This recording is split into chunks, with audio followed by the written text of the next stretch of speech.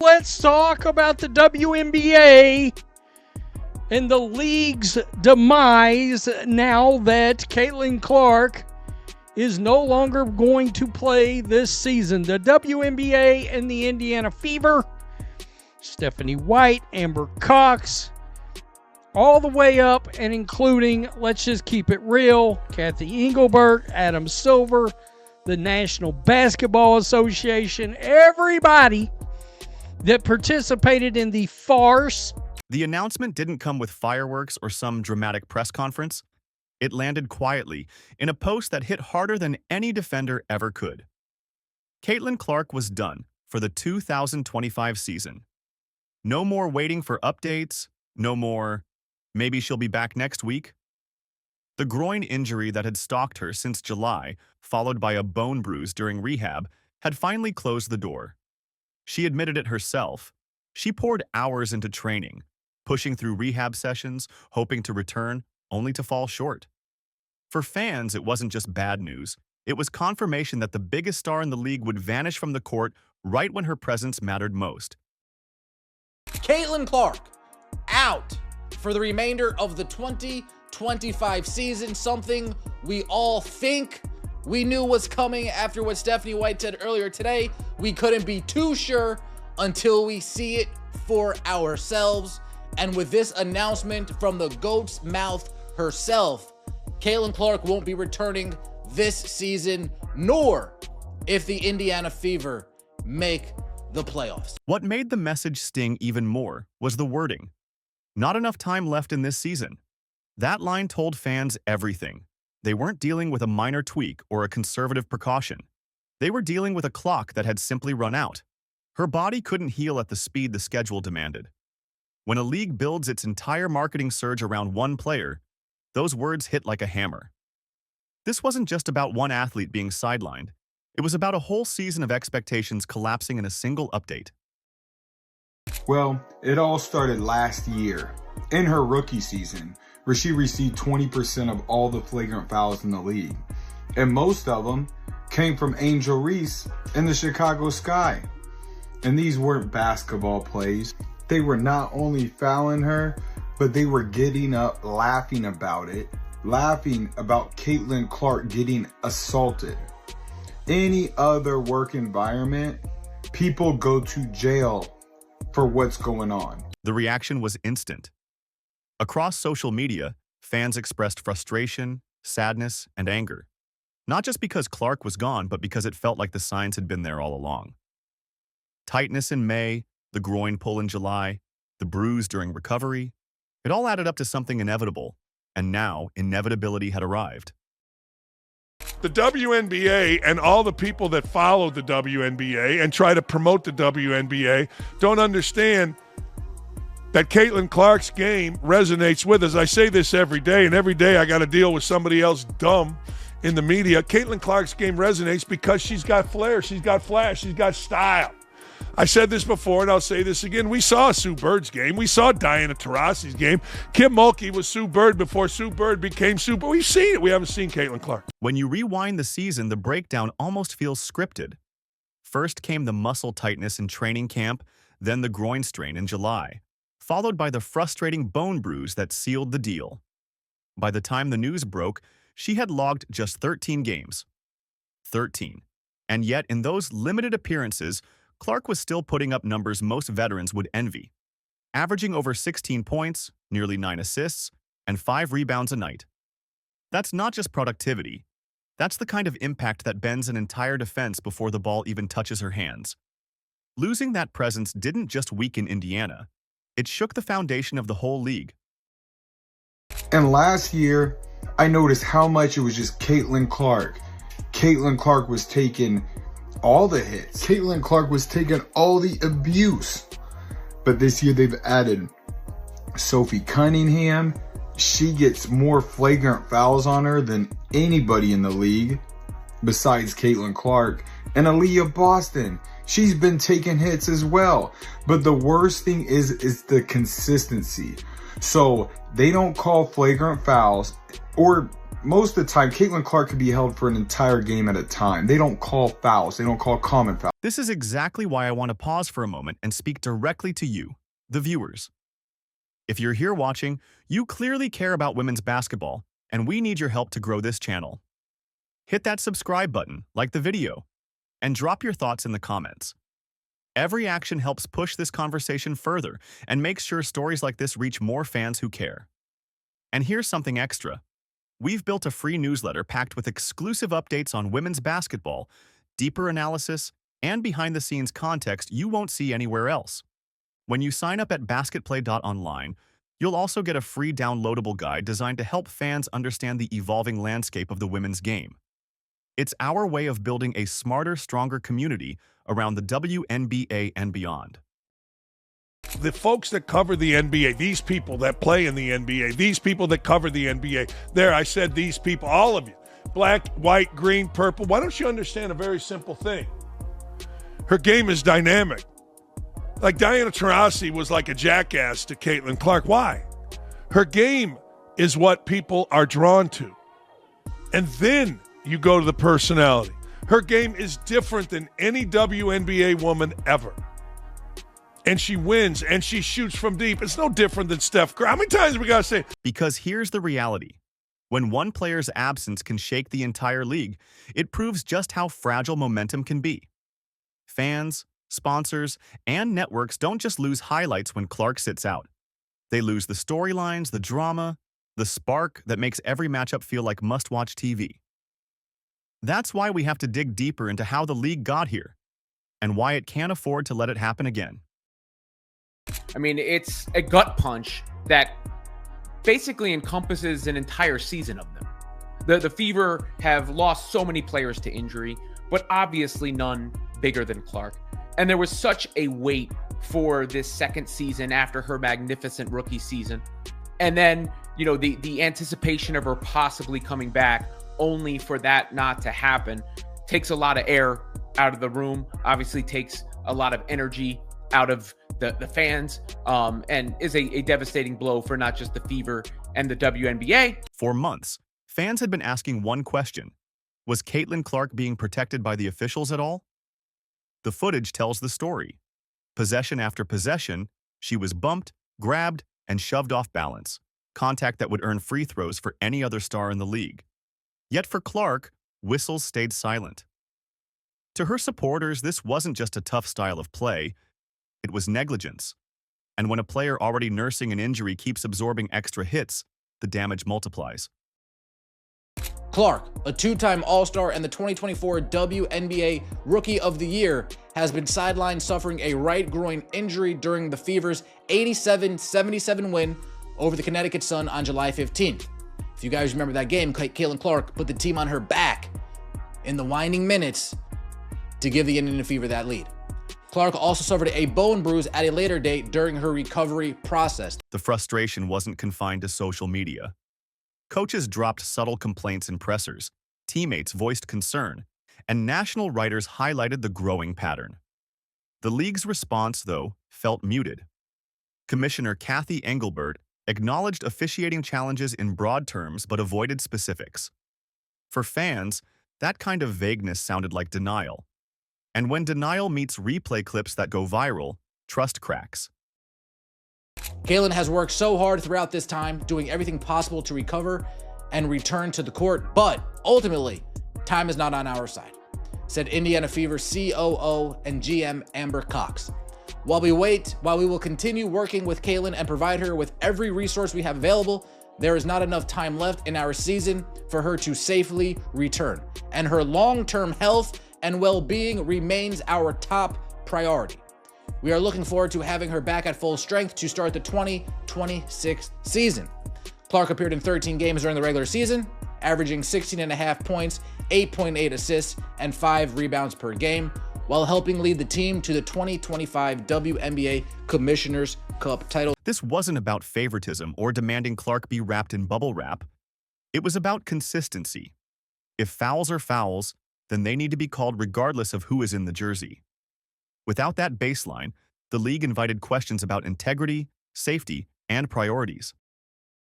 And this is what Caitlin wrote, I had hoped to share a better update, but I will not be returning to play this season. I spent hours in the gym every day with the singular goal of getting back out there. Disappointed isn't a big enough word to describe how I am feeling. I want to thank everyone who had my back through all the uncertainty. This has been incredibly frustrating, but even in the bad, there is good. The way fans continue to show up for me in the fever brought me so much joy and important perspective. I'm so proud of how this team has only gotten stronger through the adversity this year. Now it's time to close out the season and claim our spot in the playoffs. The moment Clark's season-ending status became official, you could watch the numbers shift in real time. All-Star Weekend tickets that had been selling for over $200 in June suddenly dropped to barely $60 on resale sites. Venues that had been bracing for record-breaking attendance saw rows of seats go up for resale overnight. For fans, it was like the air had been sucked out of the room. The attraction they had paid to see wasn't coming back, and the market reacted instantly. This is on your head, Kathy Engelbert, and the rest of the WNBA Players Association executive leadership who failed to hold officials and players accountable for the barbaric style of play the Fever and Caitlin Clark have had to endure this year. Kathy, resign. That's the double-edged sword of relying so heavily on one star. The WNBA had every right to capitalize on Clark's popularity, shifting Fever games to bigger arenas, promoting matchups as marquee events, and plastering her face across highlight reels. But when that player goes down, the same hype cycle that boosted the league turns against it. Suddenly, sponsorships look shaky, ticket buyers demand refunds, and TV partners start second-guessing their primetime slots.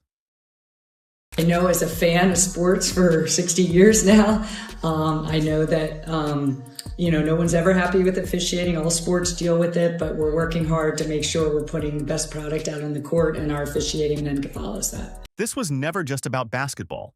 It was about economics, trust, and the very perception of stability. If one player's absence can collapse ticket prices and broadcast interest, then the league needs to think carefully about how it spreads its stars and builds resilience for the future. They play against Breanna Stewart. She goes to the line 14 times. Asia Wilson goes to the line 13 times. And Aaliyah Boston can't play 20 minutes in a game without being on the bench in foul trouble. That's another problem that we're dealing with.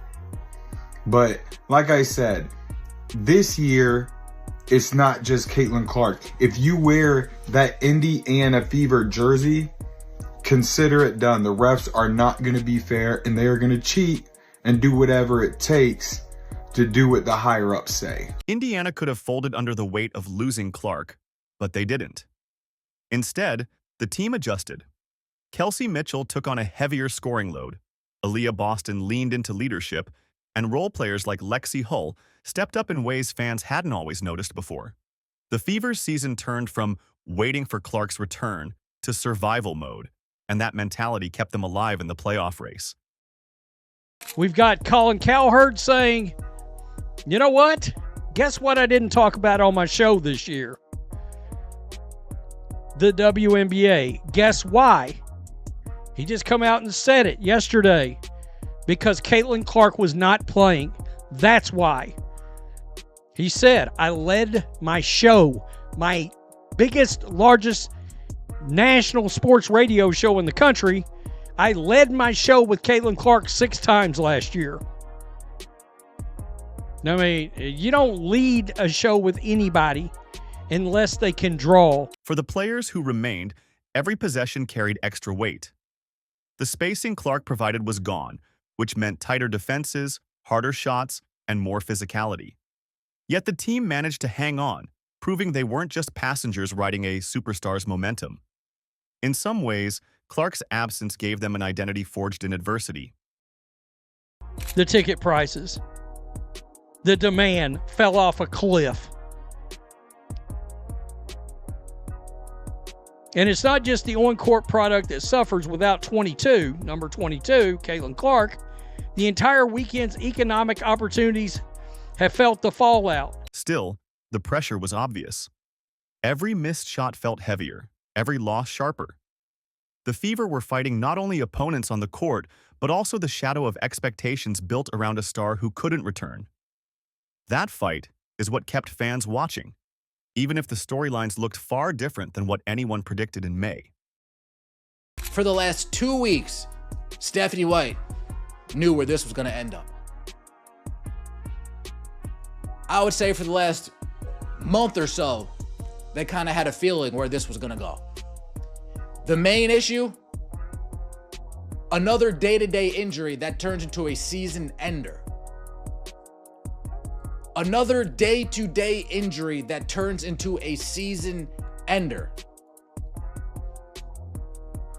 And if you don't call that a lack of transparency, I don't know what to call that. As the season dragged on, the gap between public perception and reality widened. Fans heard day-to-day updates, precautionary rest, and almost ready far longer than seemed believable. To some, it looked like the league was dangling hope just to keep ticket sales alive. The truth, however, is less conspiratorial but no less frustrating. Soft tissue injuries rarely heal on a tidy schedule, and optimism is often the easiest default answer. They could have easily said 2 months, 1 to 2 months. Be evaluated in the next 6 weeks.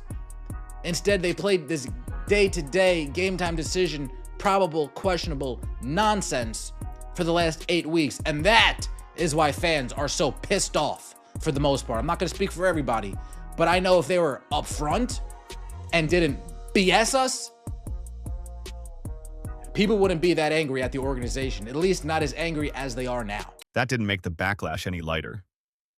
Supporters who traveled, bought merchandise, and planned entire weekends around Clark felt misled. It wasn't just disappointment, it was betrayal. In sports, honesty about timelines goes a long way. If fans know a player is out for 2 months, they adjust.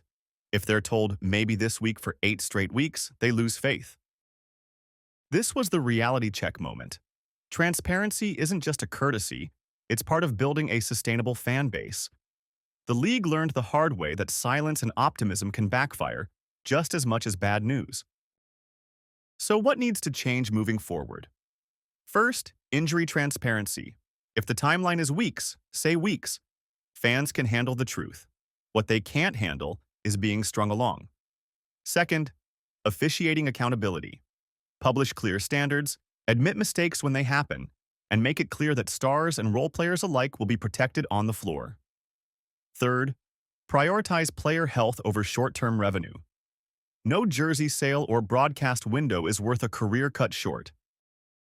These are practical steps, not hypotheticals. Other leagues have adopted injury reports with mandatory updates.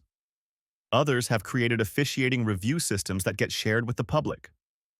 If the WNBA wants to maintain credibility as it grows, these systems can't be optional. They have to be built into the DNA of the game. Because the lesson of 2025 isn't just about Clark. It's about every rising star who could face the same situation in the future. If the league doesn't act now, the same story could repeat itself with someone else's name on the headline. Take a step back, and you see how much this season revealed. One player's absence shifted attendance, broadcast strategy, and the very energy inside arenas. That proves 2 things at once.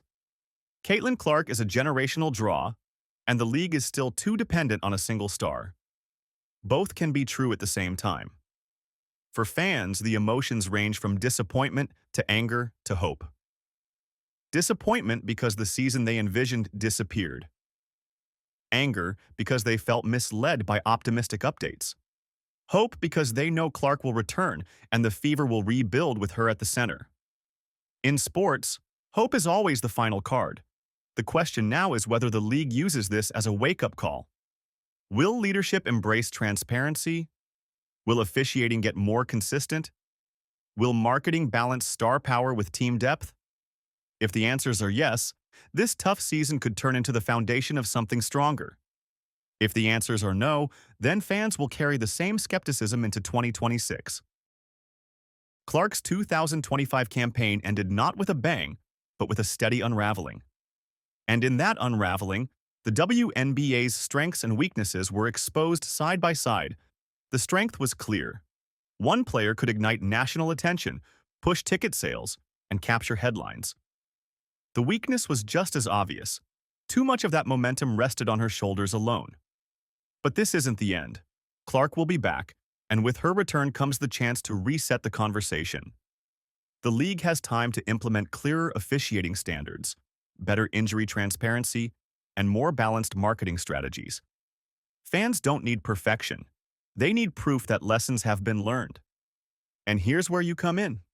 If you've made it this far into the video, you're the kind of viewer who cares deeply about women's basketball. Do us a favor. Hit subscribe, tap that like button, and drop a comment with your thoughts. Your engagement is what helps this channel grow and keeps these stories alive.